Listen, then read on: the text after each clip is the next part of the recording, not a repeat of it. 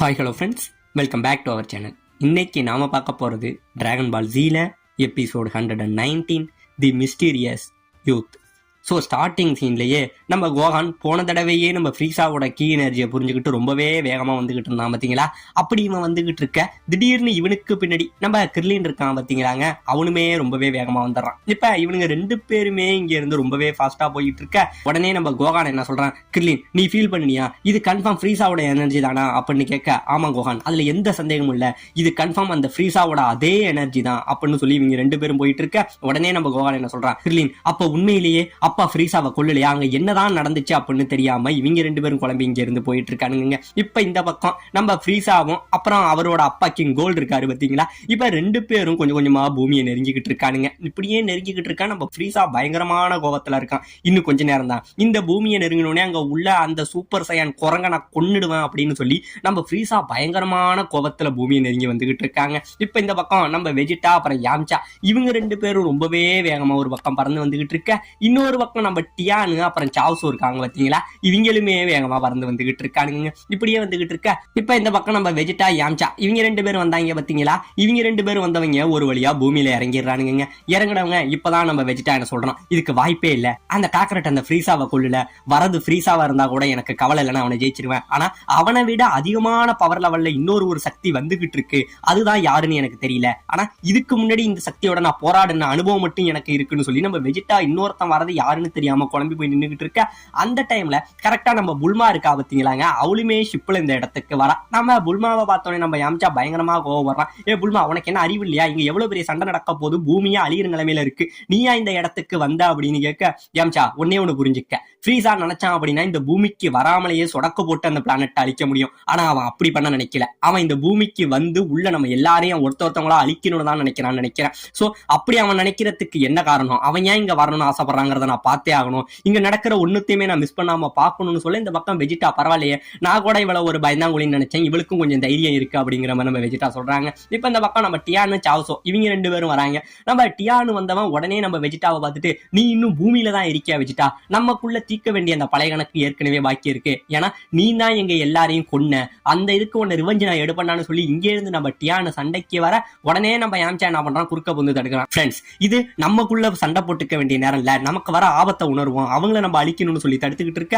உடனே நம்ம வெஜிட்டா என்ன பண்றான், நான் சொல்றதை எல்லாரும் கேளுங்க, ஒழுங்கா உங்க எல்லாரோட பவரையும் இப்பயே மறைங்க, ஏன்னா அவனுங்க எல்லாருக்கிட்டையும் ஸ்கவுட்டர் இருக்கும், அது மூலமா நம்ம எங்க இருக்கோங்கிறத கண்டுபிடிச்சிருவாங்க, உங்களோட கீ பவர் எல்லாத்தையுமே மறைங்க அப்படிங்கிற மாதிரி நம்ம வெஜிட்டா சொல்றாங்க. பரவாயில்லையே உங்களோட அந்த பச்சை நண்பன் அந்த நாமிக்கன் இங்க வந்துட்டான் போலன்னு சொல்ல, ஆமாங்க நம்ம பிக்கலோ இருக்கா பாத்தீங்களா, அவனுமே ஆல்ரெடி இந்த இடத்துக்கு வந்து நிக்கிறாங்க. இப்ப இந்த பக்கம் நம்ம கோஹானு கிர்லின் இவங்க வந்தவங்க ஒரு வழியா கீழே உள்ள எல்லாரையுமே பாத்துறாங்க. பரவாயில்ல நம்ம ஃப்ரெண்ட்ஸ் எல்லாருமே இந்த இடத்துல கூடி இருக்காங்கன்னு சொல்லி இப்ப ஒரு வழியா அவனுங்களுமே கீழே இறங்குறானுங்க. கீழே இறங்கினவங்க பரவாயில்ல உங்களாலையும் ஃப்ரீஸாவோட அந்த பவர் லெவலை வந்து ஃபீல் பண்ண முடிஞ்சிருக்கு, எல்லாரும் இந்த இடத்துக்கு வந்துட்டீங்கன்னு சொல்ல உடனே இவங்க என்ன கேட்கறாங்க, ஏ கோகான் கோகு வரலையா அப்படின்னு கேட்க, இல்ல இன்னும் அப்பா வீட்டுக்கு வரல அப்படின்னு சொல்ல எல்லாருமே அப்படி அமைதியா இருக்க உடனே நம்ம பிக்கலோ என்ன பண்றாங்க, இங்க இருந்து பயங்கரமா கத்துறாங்க, ஏ அந்த ஷிப் வந்துட்டு அப்படிங்கிற மாதிரி கத்த. ஆமாங்க ஒரு வழியா நம்ம ஃப்ரீஸா அப்புறம் கோல்டு அவங்களோட அந்த ஷிப் இருக்கு பாத்தீங்களா, அது அப்படியே மேல இருந்து கீழே லேண்ட் ஆகுதுங்க. அது அப்படியே கீழே வர இவ்வளவு நேரம் இவங்களுக்குள்ள கொஞ்சம் நெஞ்ச தைரியம் இருந்தது, இப்ப அந்த மொத்த தைரியமும் போய் அந்த ஷிப்பை பார்த்தோன்னே பயங்கரமா நடுங்கிடுறானுங்க.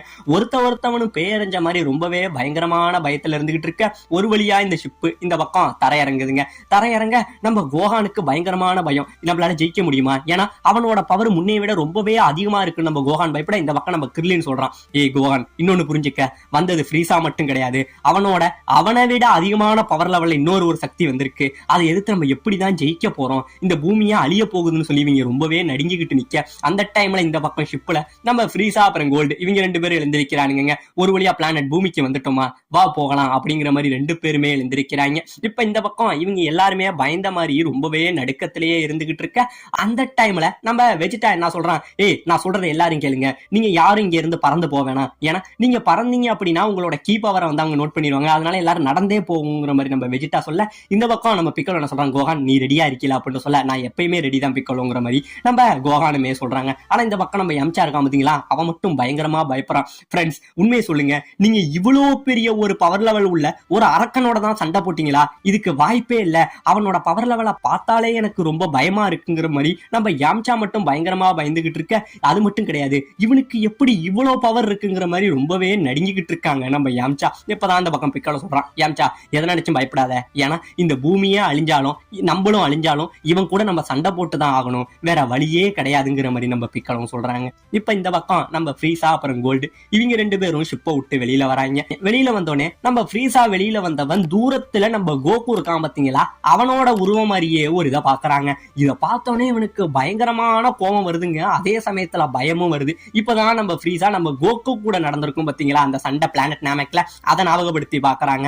அதாவது நம்ம கோகு இவனுக்கு உயிர் பிச்சை போட்டுட்டு போயிருப்பான், அப்படியுமே நம்ம ஃப்ரீசா விடாம இங்க இருந்து அவன் லேசர் பவர் அடிக்க, அதனால கடுப்புல காண்டான நம்ம கோகு அவனோட லேசர் பவரை திருப்பிக்கிட்டு அடிக்க இந்த இடத்துல ஃப்ரீசா சுக்குநூறா செதறி இருப்பான். அது மட்டும் கிடையாம இந்த பிளானட்டுமே டோட்டலா அழிஞ்சிருக்கும், அது வரைக்கும் தான் நமக்கு தெரியும். அதுக்கப்புறம் என்ன நடந்ததுன்னு நமக்கு தெரியாது பாத்தீங்களா, அது எல்லாத்தையுமே இந்த இடத்துல தாங்க காட்டுறாங்க. அதாவது பிளானட் எல்லாமே சுக்குநூறா வெடிக்க, அந்த டைம்ல நம்ம ஃப்ரீசா இருக்கான் பாத்தீங்களா, அவன் இன்னும் சாகலங்க. அவன் உடம்பு சுக்குநூறா செதறி ஏதோ கொத்துயிரும் குளயுருமா கொஞ்சமா மிதந்துகிட்டு இருக்கான், அவனுக்கு இன்னும் உயிர் இருக்குங்க. இப்படியே மிதந்துகிட்டு இருக்க அந்த டைம்ல நம்ம கோல்டு இருக்காரு பாத்தீங்களா, அவரோட ஷிப் இந்த இடத்துக்கு வருது. வரவங்க நம்ம ஃப்ரீசா இந்த இடத்துல கடைசியா இருந்திருக்கான், அவன் எங்கன்னு தேடுங்கன்னு சொல்லி அவன் டீமு கிட்ட சொல்ல, இவங்க யாருக்குமே அவன் எங்க இருக்கான்னு தெரியல. பிளானட் நாமெக் வந்து பல 1000 துண்டுகளா செதறி இருக்கு, அதனால நம்மளால ஃப்ரீசாவை கண்டுபிடிக்க முடியாதுங்கிற மாதிரி இவங்க சொல்ல, நம்ம கோல்டு பயங்கரமா கோவப்படுறாருங்க. இவரோட கோவத்துல அந்த ஷிப்ல உள்ள கிளாஸ் வெடிக்க உள்ளவங்க எல்லாம் பறந்து செதறானுங்க. இப்படியே செதற அந்த டைம்ல அந்த ஷிப்ல உள்ள ஒருத்தர் என்ன சொல்றான், ஏ கிங் கோல்டு, நாங்க ஃப்ரீசாவை கண்டுபிடிச்சிட்டோம் அப்படின்னு சொல்றாங்க.